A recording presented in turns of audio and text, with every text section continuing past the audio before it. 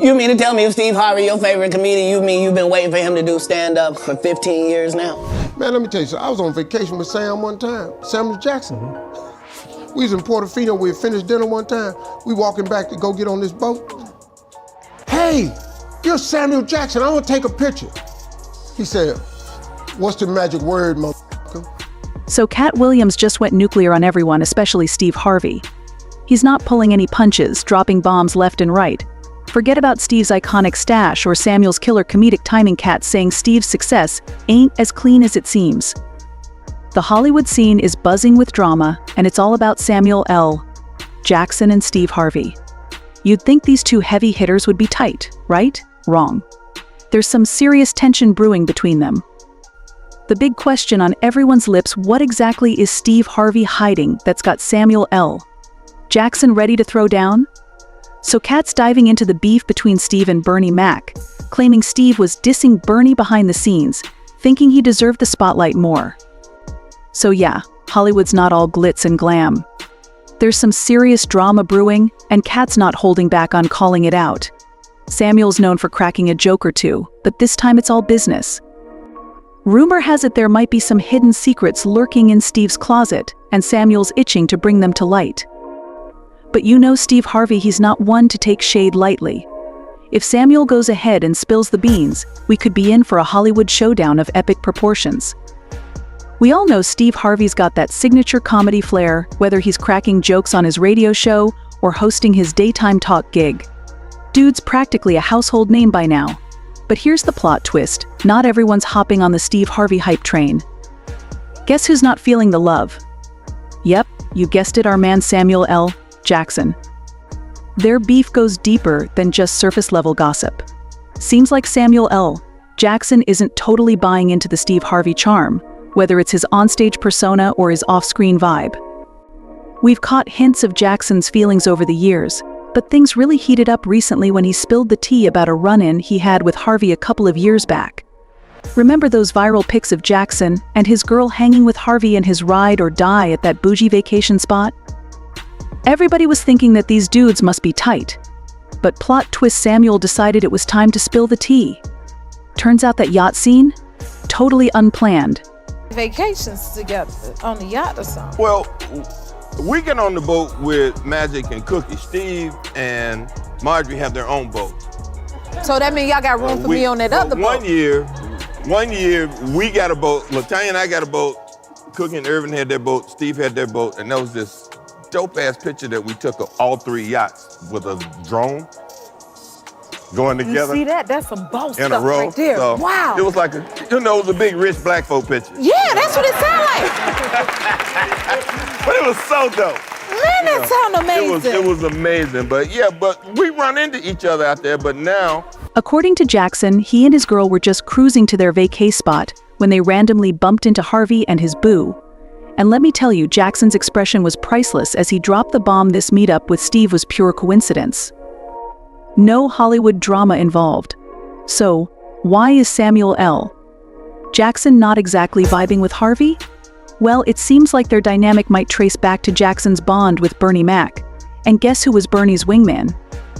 Yep, you guessed it, Steve Harvey. If you haven't been following Bernie Mac, let me tell you, it's a wild ride. Dude would straight up roast the crowd, leaving everyone in stitches. Back when these two were in the same comedy crew, Harvey seemed dead set on putting Bernie Mac on the sidelines. Pretty messed up, right? I mean, they were supposed to be a squad chasing success together. Word on the street is Harvey's been self-centered since day one, and this ain't just recent gossip. Behind the scenes, Harvey wasn't exactly playing nice, and he was always trying to steal Bernie Mac's spotlight. Flashback to the early 2000s, you remember the original Kings of Comedy show, right? Harvey, alongside DL. Hughley, Cedric the Entertainer, and Bernie Mac formed the dream team of comedy. They hit the road, smashed records, and made bank, leaving a serious mark on the comedy game.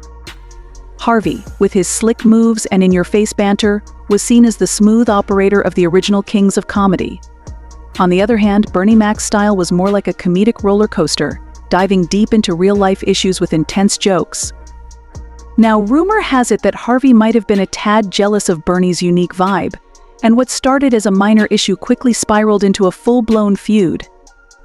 It seems like those whispers about Harvey and Bernie Mac not exactly being besties during the Kings of Comedy tour might actually have some truth to them. Cedric recently spilled all the deets on Shannon Sharpe's podcast, revealing that the feud between Harvey and Bernie was more than just backstage gossip. It had real consequences, like stopping the Kings of Comedy crew from going on another tour. Yeah, I mean, you know, they were the kind of guys that they both alpha males, you know, like they both, you know, they just saw it different, you know what I'm saying? But at the end of the day, they was able to get through it. You guys, is that one of the reasons why you didn't do, you did the first part, the second part? I think so. It started to be that. So it was a lot of those kind of elements in there where people just... Sometimes people just ruin it good. You know, of course, that was, you know, definitely a contributing circumstance, but I also think that it had a lot to do with the promoter on the thing, because he got a bigger head than all of us. Right. So the dude that put us all together started to really think it was about him, you know. Back in 2003, Bernie Mac dropped some truth bombs in an interview with GQ magazine, claiming that Harvey was straight up jealous and tried to mess with his movie gigs. Of course, Steve couldn't just let that slide, and in a 2010 interview, he opened up about how Bernie's words hurt him. But here's the kicker: fans weren't entirely buying Steve's side of the story. Now, when you consider Samuel L. Jackson and Bernie Mac's tight bond, it's easy to see why Jackson might not be sending Steve Harvey any holiday cheer. These dudes weren't just pals, they were practically family in the industry. So, while you might remember them as bandmates on a wild journey to honor their lead singer, what you might not know is just how deep Samuel L. Jackson and Bernie Mac's bond really ran. In Soul Men, Jackson and Mac played characters who used to rock out together, embarking on a wild road trip to pay tribute to their late frontman. Sadly, Bernie Mac fell ill and passed from pneumonia in August after they wrapped filming. Bernie Mac wasn't your average comedian. He was like the boss of comedy, known for The Bernie Mac Show and the epic Kings of Comedy tour, which even made it into a movie by Spike Lee. But his road to fame wasn't smooth. Losing his mom early on hit him hard. Lately, funnyman Mark Curry's been causing a stir, calling out Steve for allegedly snagging his material and using it for jokes on his shows. And this ain't a new beef either. Mark's been throwing shade about Steve swiping his jokes way back on Harvey's NBC talk show. And if that wasn't enough, there's a vibe in the comedy world that Steve's got a habit of borrowing a bit too generously from his fellow jokesters. Now, here's the kicker: this ain't the first time Steve's comedy practices have raised eyebrows. Rumors even suggest that Samuel L. Jackson might not be Steve's biggest fan, partly because of these alleged joke borrowings. Steve Harvey and Mark Curry? Yeah, they're knee-deep in some serious comedy beef. Mark's laying it out there that Steve, the dude who used to host Little Big Shots on NBC, snagged not one, but two of his jokes. And here's the kicker: Mark claims he already called Steve out on it before, but the alleged joke snatching just kept on happening. It looks like things really heated up between Steve and Mark. Steve straight up denied Mark's claims, saying he couldn't even name the supposedly stolen jokes. He didn't hold back, telling Mark to get a life and a career. Steve went on a tirade, swearing he hadn't stolen a joke in 35 years and challenged Mark to name the joke he's talking about. He even threw in a grow up, man, for good measure. But here's the twist: Mark wasn't bluffing. The comedian came prepared, armed with evidence to back up his claims and crank up the heat in this comedy showdown. And here's the kicker of all kickers: other comedians like Katt Williams jumped into the fray, backing up Mark.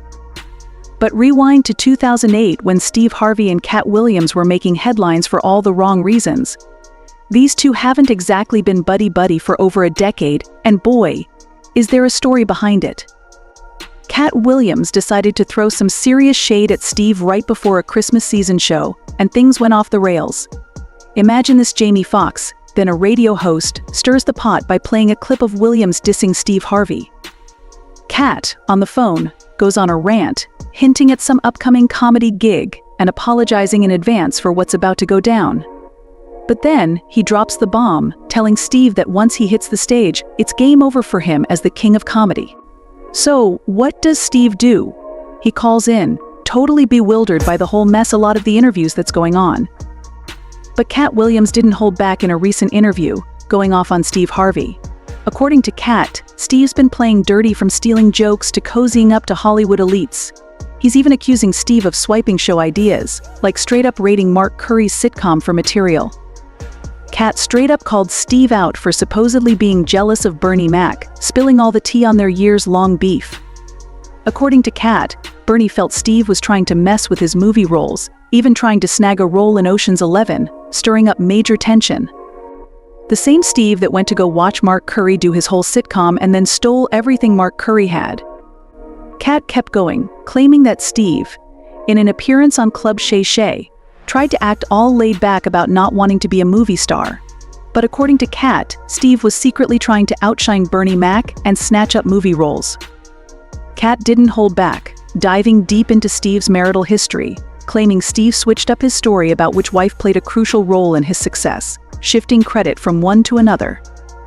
They just tell the stories this my thanks to my wife. I'm where I am, you said that about the first wife, you forget that. He even spilled that he was offered a spot as the fourth king of comedy but turned it down because of how Steve allegedly treated Bernie Mac.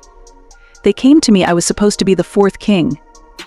This is like Steve Harvey telling people he used to be homeless. That's my story, that's not his story. Steve Harvey was never homeless when he and Mark Curry were touring together 25 years ago. He was making $3,000 a show in cash and doing 5 shows a week. And guess what? It seems like Katt's not the only one with a less than stellar view of Steve Harvey. The whole world might be giving him the side eye. But the alleged joke snatching just kept on happening. Ain't nothing with me. Well, Steve stole my material on his show, so I had a beef on that. It was on the bullshit talk show he had, and he did all my Halloween material one Halloween. I'm watching. Somebody called me and said, "Man, homeboy doing your material," so he did my whole Halloween run. And I know he didn't think of it. You know, this is true stuff that really happened to me. And so my thing is, you don't have to do that, homeboy. Right. So, you know, motherfucker, you made enough money, bitch ass. You know, Wow. You made enough money, you did enough. You know, why are you on my material? Right. You know, what's that about? One person wrote, Katt Williams has paid hard for saying things the way they really are. As far as Steve Harvey, Steve has never been funny, but he has been good at playing the role of somebody who is very likable and personable. And people laugh with him because they feel like he is one of them. Nothing could be further from the truth, however. There has always been something off, like the videos showing him dressed up as a Muslim, telling people that they need to come into alignment with what sounds like the new world religion. That's kind of Oprah-esque, where the person is being used as a tool of propaganda because people like and trust them. I think Steve is sold out to more than just the industry. But you have to do that if you want to be a leader in the industry, and nobody in the industry is a leader unless they have guaranteed that's true. So Steve's known for his slick storytelling, right? Now, with Samuel L. Jackson hinting at spilling some Steve Harvey tea, it's got us wondering how Steve's going to wiggle out of this one. Rumors are flying about skeletons in the closet and some shady sacrifices for fame, but what's the truth?